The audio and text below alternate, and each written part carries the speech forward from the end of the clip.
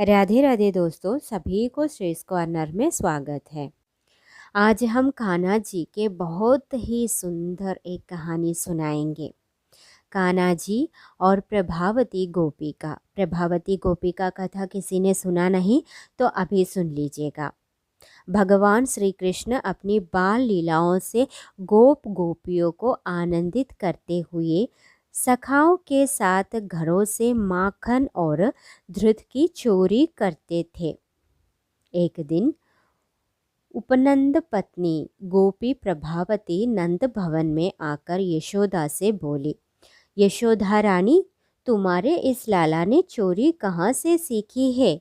माखन तो यह स्वयं ही चुराता फिरता है, परंतु तुम इसे ऐसा न करने के लिए कभी भी शिक्षा नहीं देती।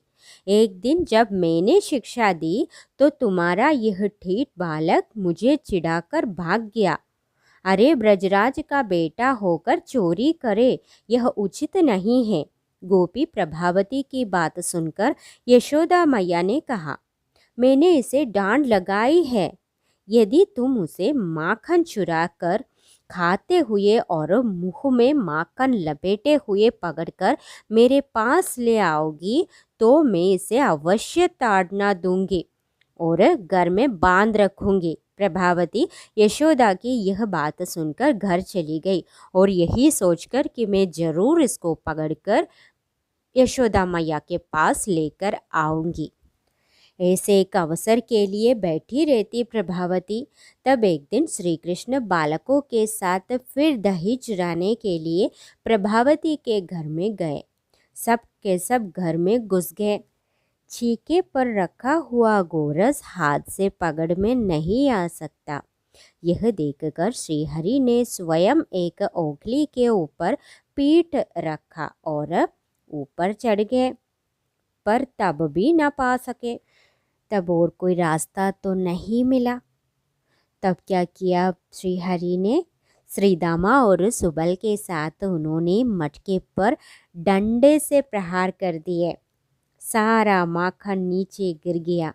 छठ सारे ग्वाल बालों सहित माधव ने माखन खाने लगे। फाट फूटने की ध्वनि सुनकर गोपी प्रभावती वहां आ पहुंची। अन्य सब बालक तो वहां से भाग गए, किंतु कृष्ण का हाथ प्रभावती ने पकड़ ही लिया था। बालकृष्ण भयभीत होकर मिथ्या आंसू बहाने लगे।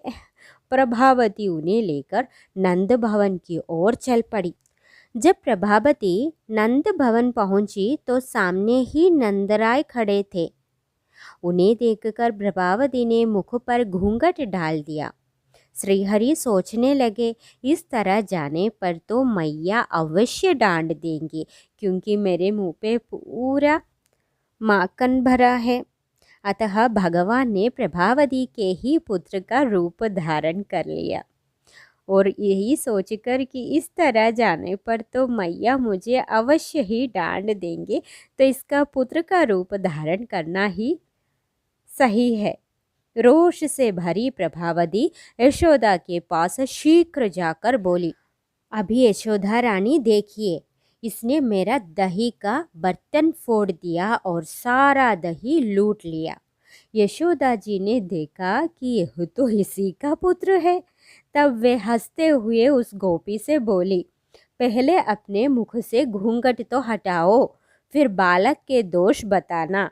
तब प्रभावती ने जैसे ही घूंघट हटाकर देखा तो उसे अपना ही बालक दिखाई दिया।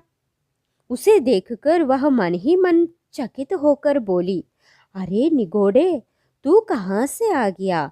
मेरे हाथ में तो ब्रज का सारा सर्वस्व था। इस तरह बड़बड़ाती हुई वह नंद भवन से चली गई। वहां उपस्थित सारे गोपी, यशोदा, नंद आदि हंसने लगे। इधर भगवान बाहर की गली में पहुंचकर फिर नंद नंदन बन गए और चंचल नेत्र मटका कर जोर जोर से हंसते हुए उस गोपी से बोले, अरे गोपी, यदि फिर कभी तू मुझे पकड़ेगी तो अब की बार तेरे पति का रूप धारण कर लूँगा।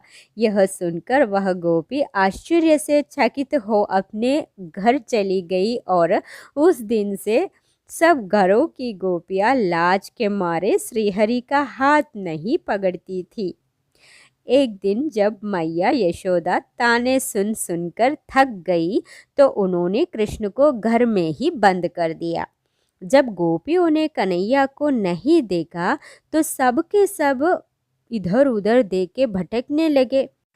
गोपियाँ परेशान होकर कुछ बहाने लेकर नंद बाबा के घर आ गई और नंद रानी यशोदा से कहने लगी, यशोदा, तुम्हारे लाला बहुत नटखट है। ये असमय ही बछड़ों को खो देते हैं और जब हम दूध दुहाने जाती है तो गाय दूध तो देती नहीं, लात मारती है। असमय में बछड़ों को खोल लेती है। इससे हमारी कोहनी भी टूटे और दुहनी भी टूटे। घर में ही कहीं भी माखन छुपा कर रखो तो पता नहीं कैसे ढूंढ लेते हैं।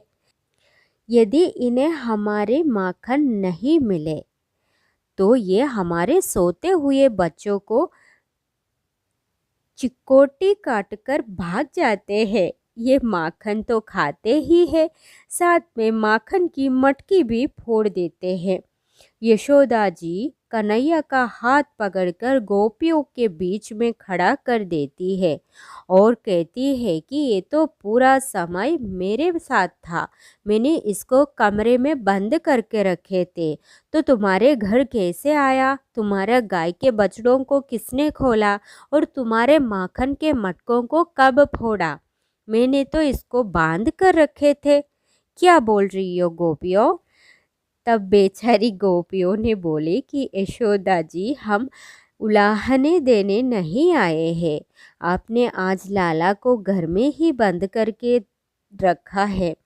हमने सुबह से ही इन्हें नहीं देखा है, इसीलिए हम उलाहने देने के बहाने उन्हें देखने के लिए आए थे।